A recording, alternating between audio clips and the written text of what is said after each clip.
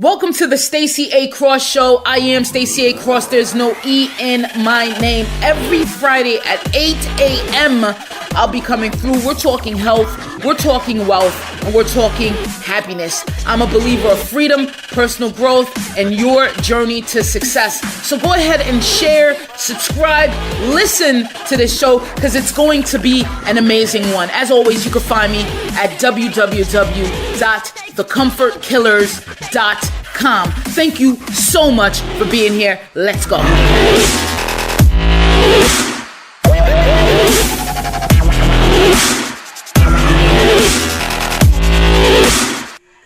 Yo, what is going on? Stacy A. Cross here. There's no E in my name. Welcome to another episode of the Stacy A. Cross Show. Hope you're having an amazing Friday. It's Friday. Hey, before I get into it, I just want to say my prayers and my thoughts. Godspeed to everyone that's in the path of Florence. My mom's name is Florence. I called her the other day. I said, hey, mama, what you doing tearing up the south like that? What are you doing? She said, hey, it's not me, Stacey. It's another chick named Florence. So, hey, my prayers are with you. My thoughts are with you. You know, the first responders, everyone that has to stay there. And those that, couldn't afford to maybe leave or they thought that they could weather it out. My thoughts and prayers are still with you guys. I'm watching it. I'm thankful that the storm actually went down to a Category 1. But what they're saying is that the winds and the surge right off that coast, man, is very, it's deadly, it's catastrophic. But I know that you're strong, and when you're listening to this afterwards, because I know you're not listening to it now, my friends in South Carolina, North Carolina, Virginia, Charlotte, my friends over there, I know you're not listening to this now. So when you're listening to this later, it's always the perfect time. For everyone else, I want to wish you a beautiful day. It's kind of cloudy here in Philadelphia. I guess we still have the remnants of Florence as well. So, it's a little drizzly here, a little cool on the cooler side. I want you guys to have a powerful day. So, today is a beautiful day. Today is September 14th. And as we move into a new quarter, the last quarter 4, baby. Who's in it for quarter 4? Quarter 4 is going to be a smashing one. It has been April, May, June, July, August, September, 5 months since I left I quit. Freaking quitter. 5 months since I quit my 9 to 5. And how's it been going? Ooh, it's going to be a story to tell. I want you guys to be involved in that story to tell. On the Stacy A. Cross on the Stacy A. Cross YouTube page, I actually have 3 documentaries, a little mini doc series that I did very early in leaving the employer. Okay, and now I'm going to add some more videos on that channel. So if you're not plugged into the Stacy A. Cross channel on YouTube, please do so. And then, of course, the Comfort Killers channel, where we plug out a lot of this stuff. Me and you talking. I'm excited for this episode, okay? Today, we have a really eatable, delicious episode. Let me get that out of here. An eatable, delicious episode. Today, I speak with Jake Kelfer, and Jake is an author and motivational speaker, as well as an entrepreneur who is on a mission to help people achieve their own definition of success. Jake has one best-selling book already titled, he has that, it's on Amazon. It's titled Elevate Beyond. And another book on the way. I believe it releases on October 7th, if I'm not mistaken, but is available for pre-order now, and that's titled Elevate Your Network. So he has Elevate Beyond and Elevate Your Network, which is coming out.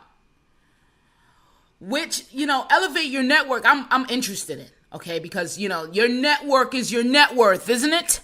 We'll dive into that during the interview, as well as give you some useful tips for follow-up, for ensuring that you're cultivating relationships. We're going to give you all those today in the show.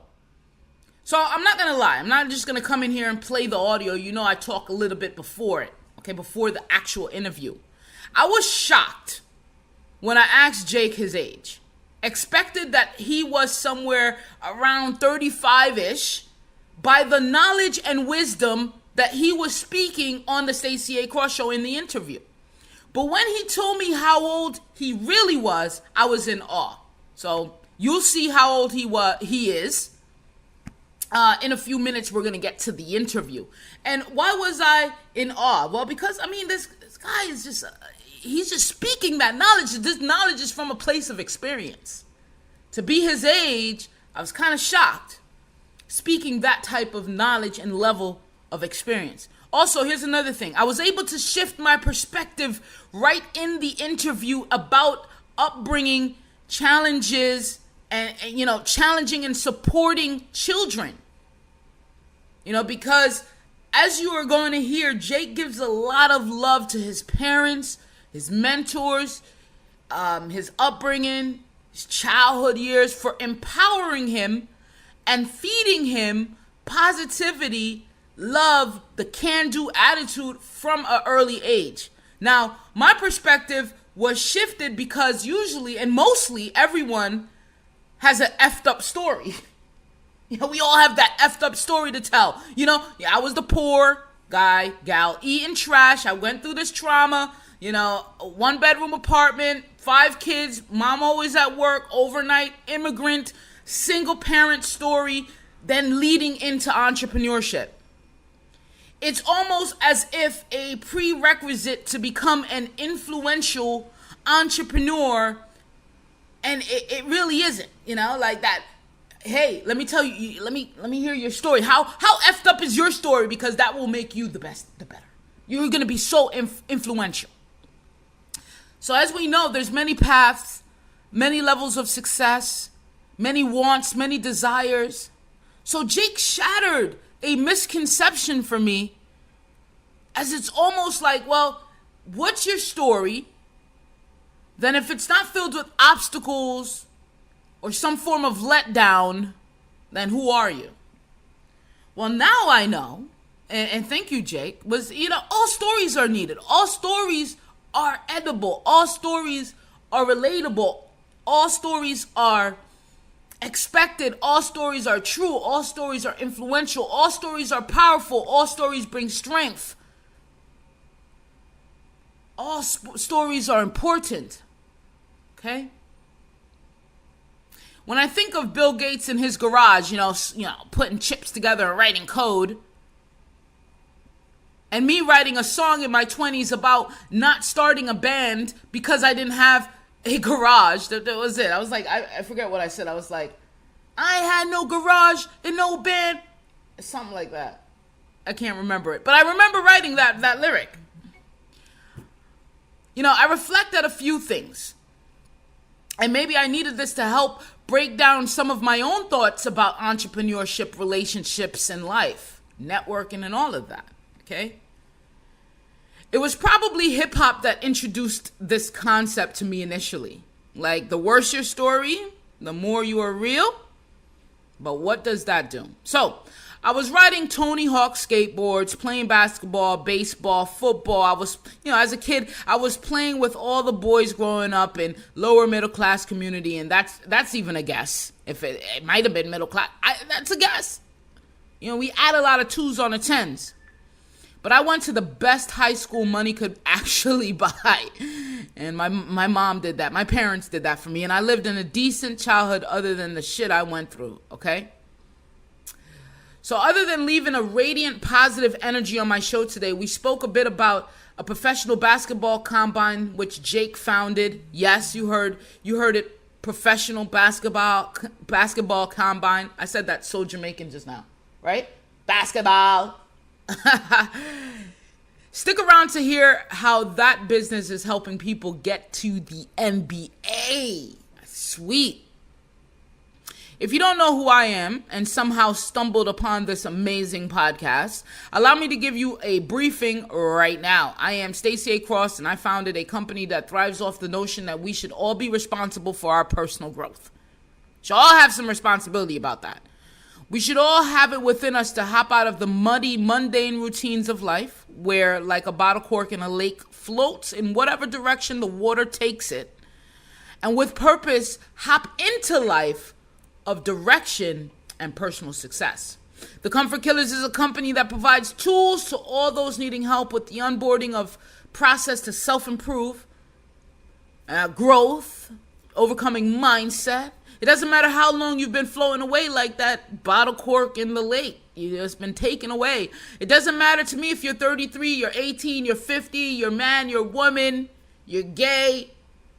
Does not matter to me. What matters is that you made a decision to change your life, and that decision is independence at its finest, ladies and gentlemen. I've written a very actionable book, How to Change Your Life Using Tools You Already Have, which is available for free right now. That ebook and the audiobook is available for free right now. Yes, I said it, free, yo.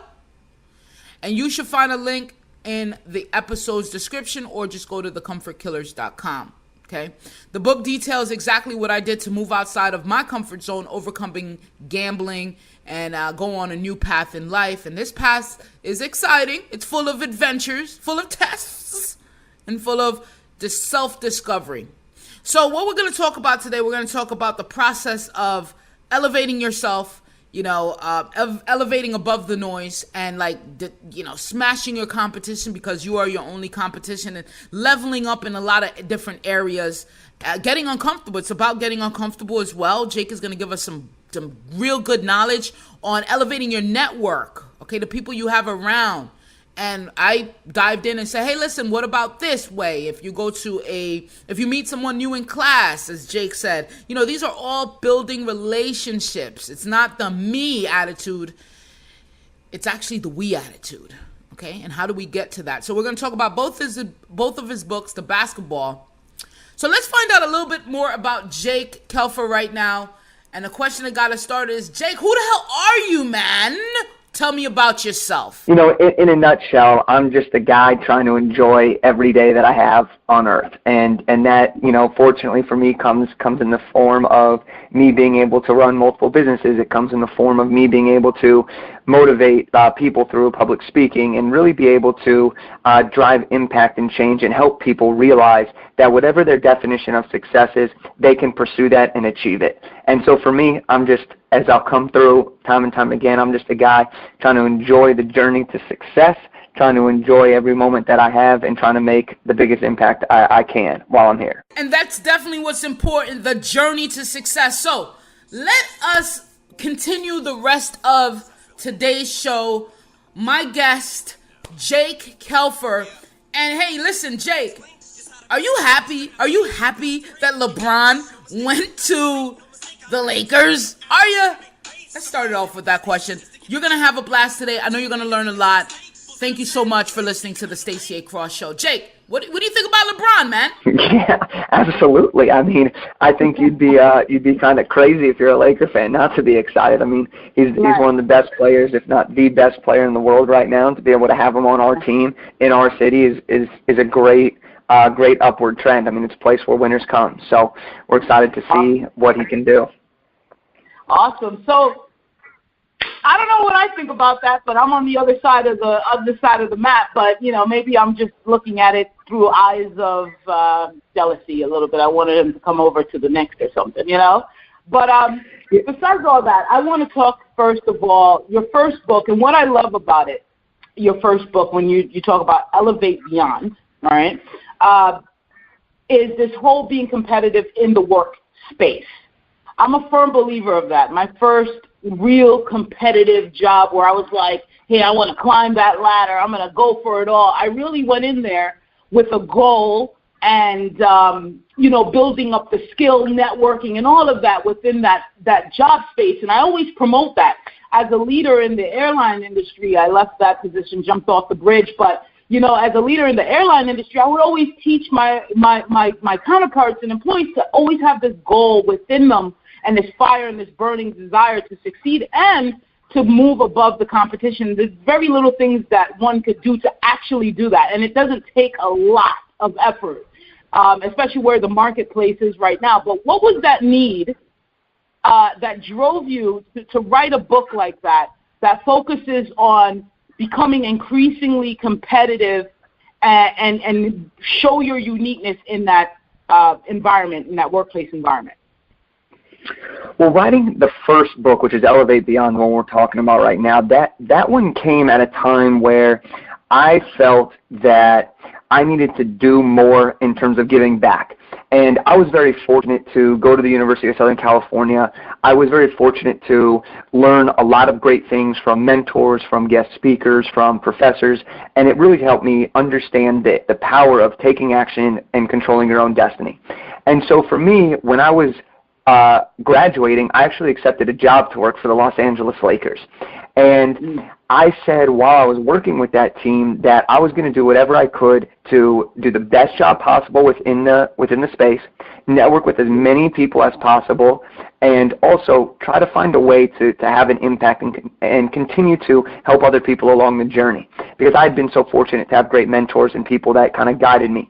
So one of the times where I was at the Lakers, there was a moment where I wasn't 100% fulfilled in what I was doing. And I came home one day and I asked myself, what do I know and how can I help people?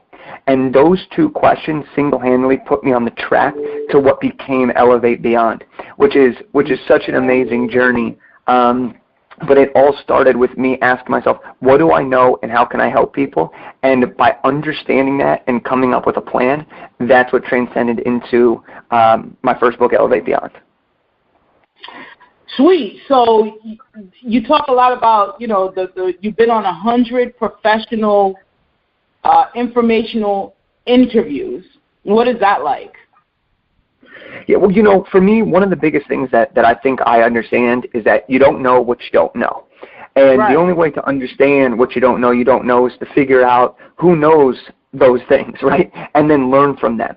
You see, like I'm a pretty young guy, but no matter where I am in my life, regardless of age, my goal is to continue learning and to continue growing, because the more that I can learn, the more that I can understand, the more that I can share that knowledge to help other people, right? So doing all these informational interviews comes from a couple things in my mind. And one of them is, at the core, I just enjoy talking to people and hearing about their stories, their journeys, and learning what makes them them. I think that there's so much power in asking people genuine questions and really being considerate of other people's lives. So that's one of the reasons why I've always loved these informational interviews. The other reason is because I really wanted to gain information, hence the name of the informational interview, or as some people call them, curiosity conversations, right? Because I'm curious to gain information from people that have done what I'm trying to do, that have built things that I'm trying to build, that have already experienced certain things that I may not have experienced. And so for me, when I can combine learning about somebody, asking them thoughtful and genuine questions, and really enhancing my brain power on things that may help me advance my career and my impact on other people, that to me is why I'm so passionate about having these informational interviews and really getting to know the journey of other people's lives. That's powerful. So the mock interviews, the network events, the resume seminars, you went there to gain more insight on how you could become a better person, better in communication, more competitive. You're gaining the information and knowledge to help boost you in your career and advancement? Absolutely. I mean, look, think about it this way, and for everyone that's listening can think about it this way. It's like these people have already done what I'm trying to do. If they've already made mistakes or if they've already had successes, why wouldn't I, instead of trying to experience it all for myself, why wouldn't I just learn from somebody that's either made the mistake that I could potentially be making or have the success that I know I want to achieve? So for me, these informational interviews, these mock interviews, whatever it is something that will stick with me throughout my life, no matter how old I am or how successful I become, because there's always a room for learning more to advance whatever it is you're trying to advance. And I think that that's something that a lot of people tend to forget, is it's not just about asking questions. It's about asking the right questions that lead you to answers that will benefit you, and how you can turn those answers into tangible actions that create the impact or achieve the objectives that you set out to achieve for yourself and the people around you. Wow, that's powerful. So what was one or two takeaways that you've learned as maybe the biggest ahas by doing all of this, extensive experiential work with the seminars and the events? Yeah, I mean, there's one takeaway that is just an absolute no-brainer for me, and it's that understanding everybody has a different path to get to where they want to go. And at the same time, not everybody wants the exact same thing. And here's what I mean by that. Some people, while they may have the same objectives career-wise, they have completely different financial goals, spending habits. They may have the same financial goals but have completely different career paths to get there. People may have completely different relationships goals or fitness goals. But at the end of the day, what's really, really important is that we're willing to take actions based on what we set out to achieve and to not compare our story or our chapter 1 to someone else's story or chapter 5. So I think that that's one of the biggest takeaways from all the interviews I've ever done is to understand that we're all on our own journey. And if we can be appreciative of the journey while we pursue our ambitions, that's when the magic really can happen. That's so powerful. I'm curious to know, how old are you? I'm 25. 25. Just killing it. Comfort killer right here. What kind of books were you reading?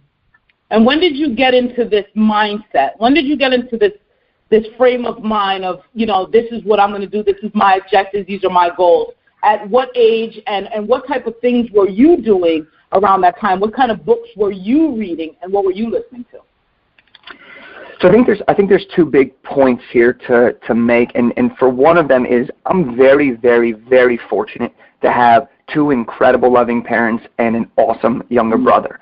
So to have that family dynamic, I'll never take it for granted because they encouraged me, they supported me, they encouraged me to try whatever it is I wanted to try, and they were like, Jake, no matter what happens, whether you score 100 points in this game or you never score this season, we'll still love you.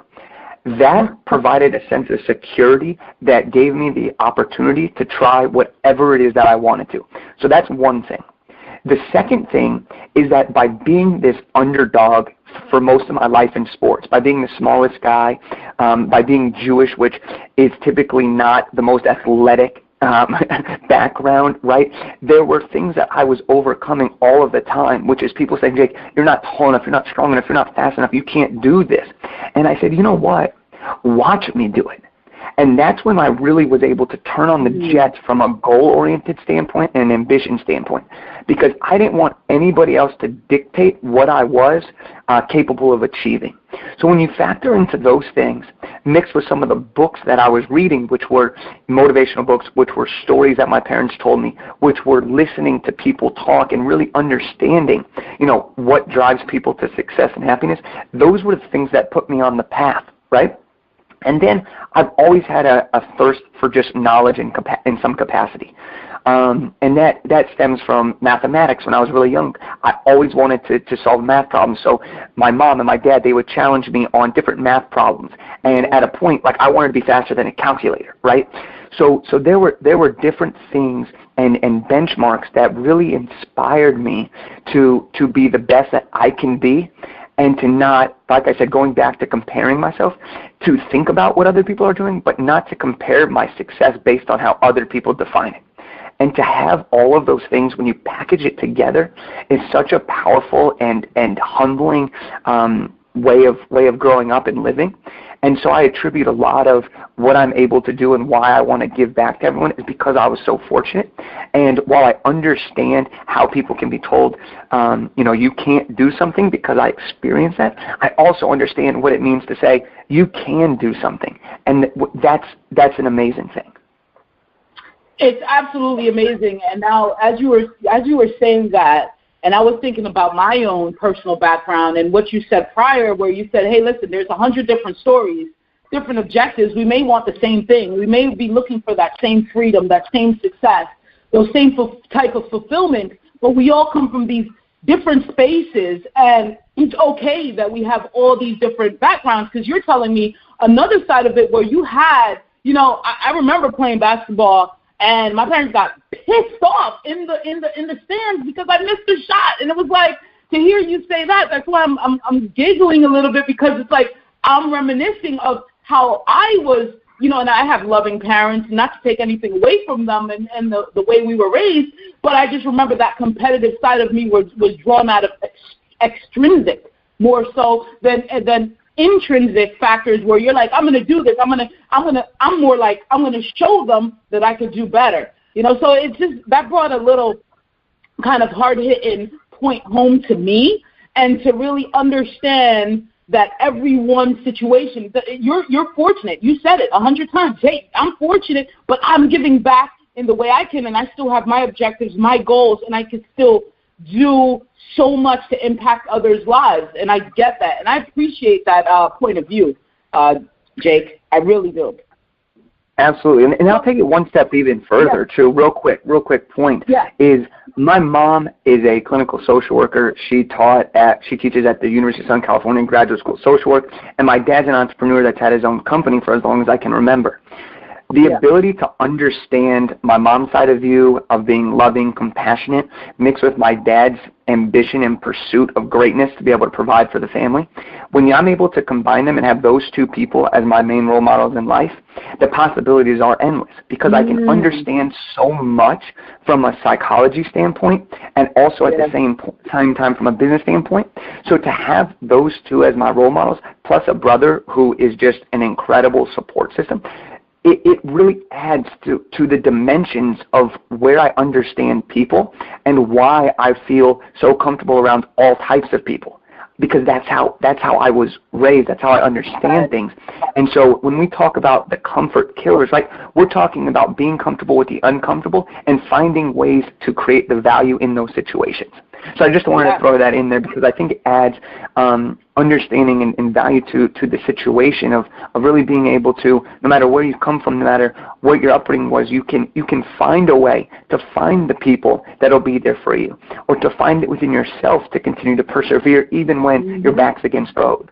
So just wanted to touch upon that a little bit further. No, that's perfect.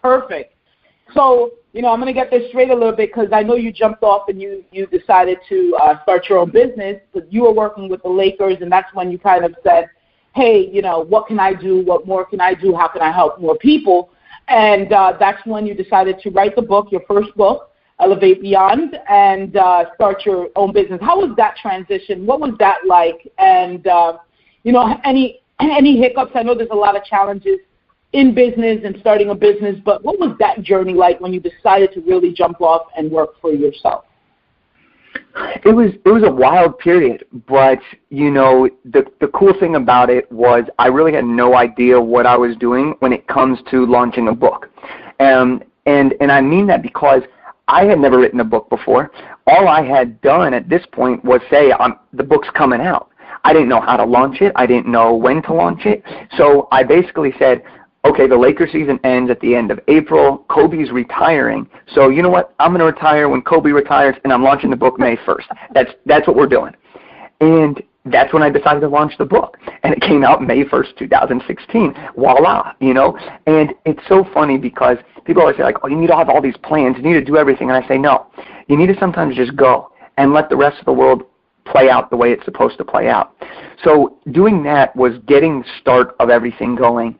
And then in terms of creating the actual business, that was a process that has just continued to evolve, and still to this day is continuing to evolve. I mean, I just made a transition this August when I returned from China, and you know, I'm still constantly evolving and learning because there's so much knowledge out there, and depending on, again, where I want to go with this and how I want to structure it, there's so many different ways of taking a different path.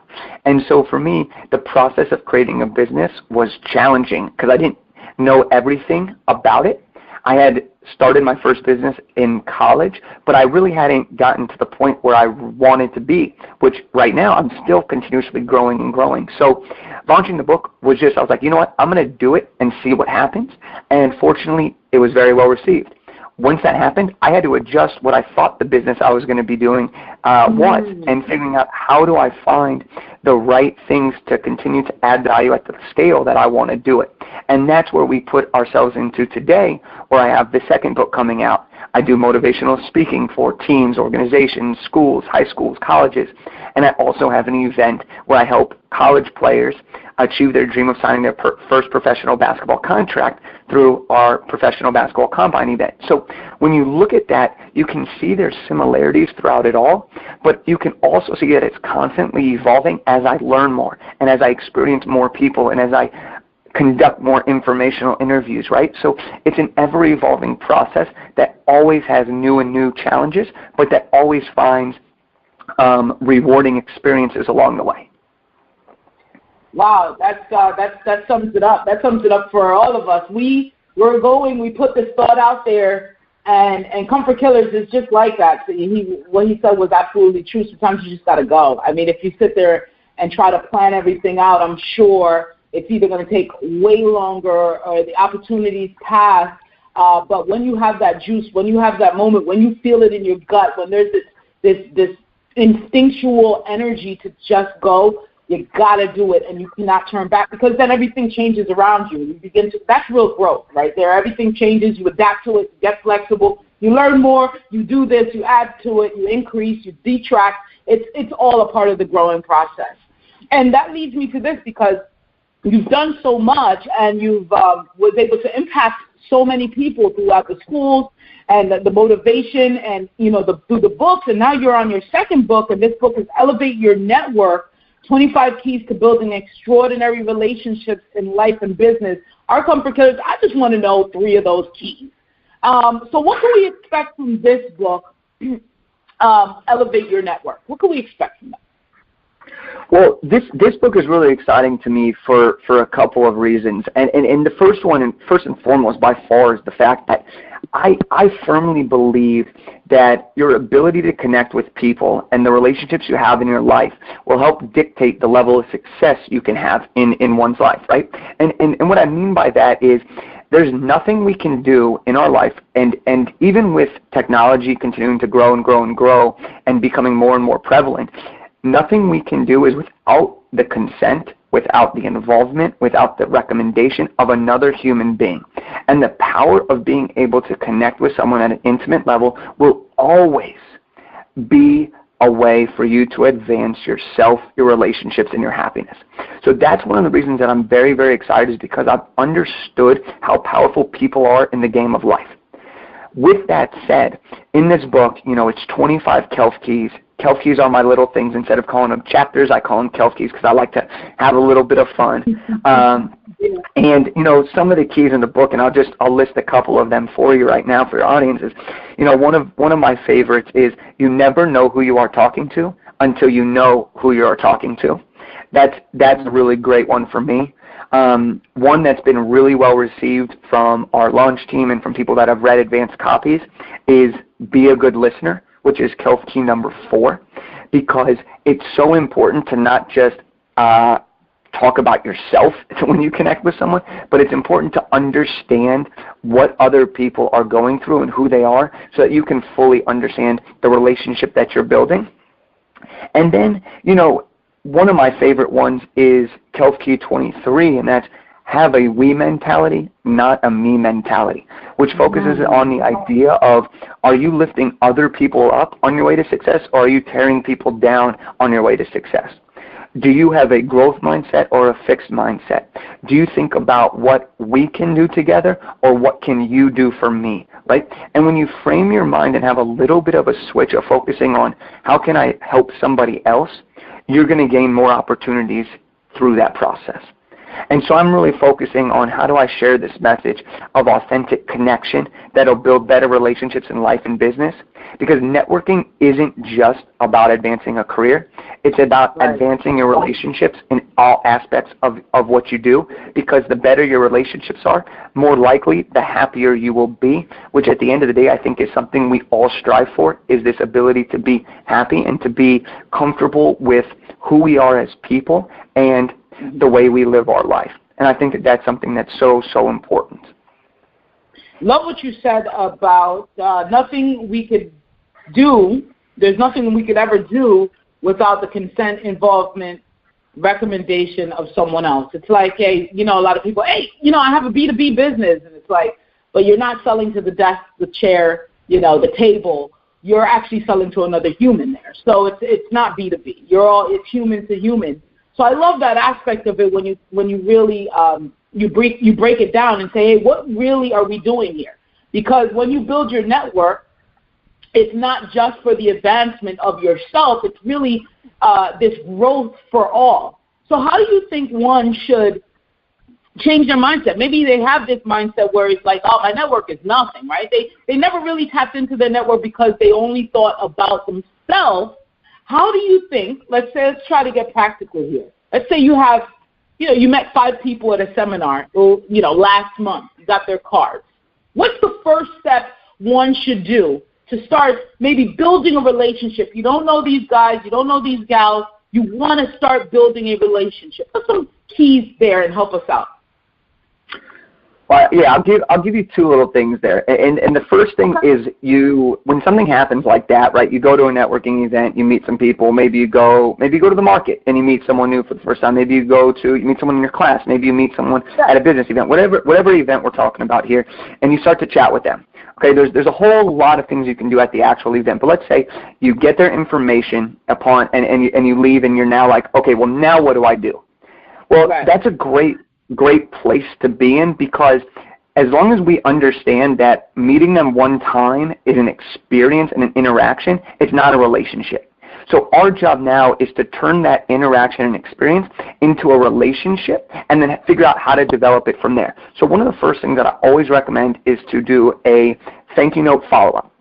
Now, depending on the situation, you may want to do a handwritten thank you note or follow-up depending on what your objective is or depending on what the event was for. Handwritten thank you notes are one of the most amazing things because it's the least common. And when you can do things that are least common, one, it makes the other person feel better. When someone feels better, they trust you more, they like you more. But it also shows that you're willing to go out of your way, and less people are doing it, which puts you at an advantage, right? So depending on the situation, you may want to write a thank you note. Other times, you may just want to make sure that you follow up with them through email or through some form of social channels. Now, in this follow-up email or note, the last thing you want to do is to ask somebody for something. Right. I get it all the time where someone might meet me and then they send me a LinkedIn request. They send me a regular request. It's not customized.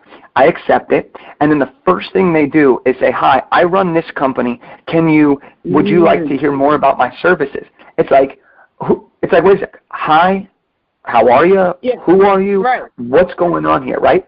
So what's really important is to not ask for something for yourself, but it's to let them know that you appreciated meeting them, that you want to stay in touch, and it's really just letting them know that you're around and that, depending on the situation, again, if they ever have questions, they can come to you. If they're the ones where you're looking for information, maybe you can start thinking about setting up a time to chat again or meet again if you're local.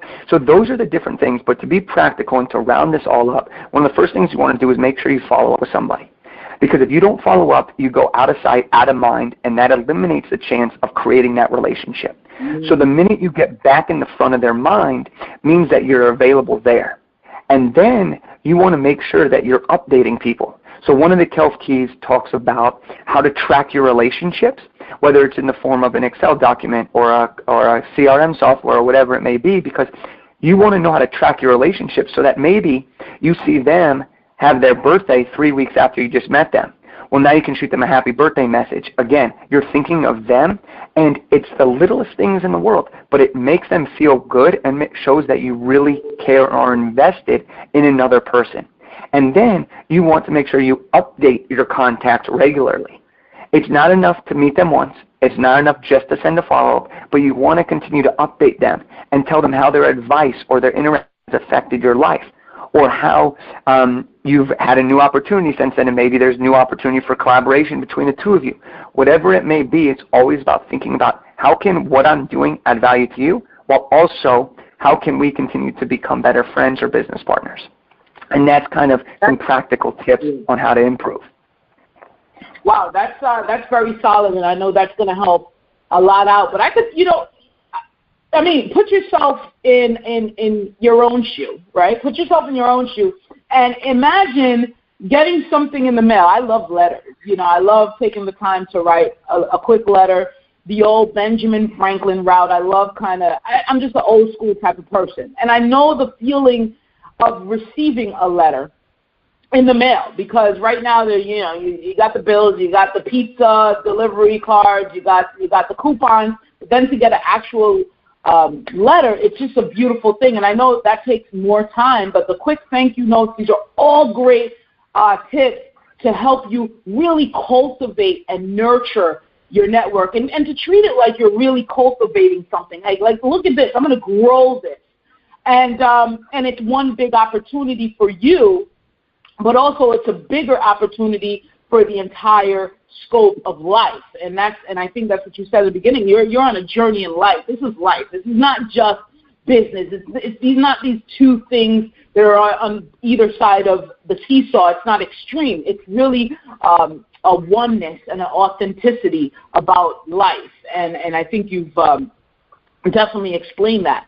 Now, as far as you said online, they send you the message, but right now we're in the days of, hey, we'll click around. We want the maximum amount of friends. We want the maximum amount of followers. I know people that actually look at how many likes you have or videos that were watched, the views, before they actually watch it. So it's kind of crazy and tainted how social media has changed the landscape for what authentic networking could do. But how do you think we could level up, elevate ourselves in the social media sphere to cultivate as well? I think social media is playing a huge role in how we're able to communicate. I mean, I read a statistic that Facebook has taken the traditional 6 degrees of separation and turned it to 3.57 degrees of separation. So what we're seeing is a constant evolution of social media and the ability to connect with people from all over the world at the click of a button. What I think is very, very important, and we often forget about this, is social media is designed to be social. Meaning, when you're on social media, it's not supposed to be just scroll through Instagram for 45 minutes, like a couple photos. It's about to engage. It's about to follow people for fun, for business, relationships, whatever it may be, to really engage with other people. And one of the other really big things about social media is I think too many of us focus on the highlight reel. And this is a topic that's coming up more and more and more as bullying gets higher, as depression rates are going higher in the youth, as all of these negative changes are happening. There's still so many positive going on, but I think it's so important that we focus on the positive while being our true self.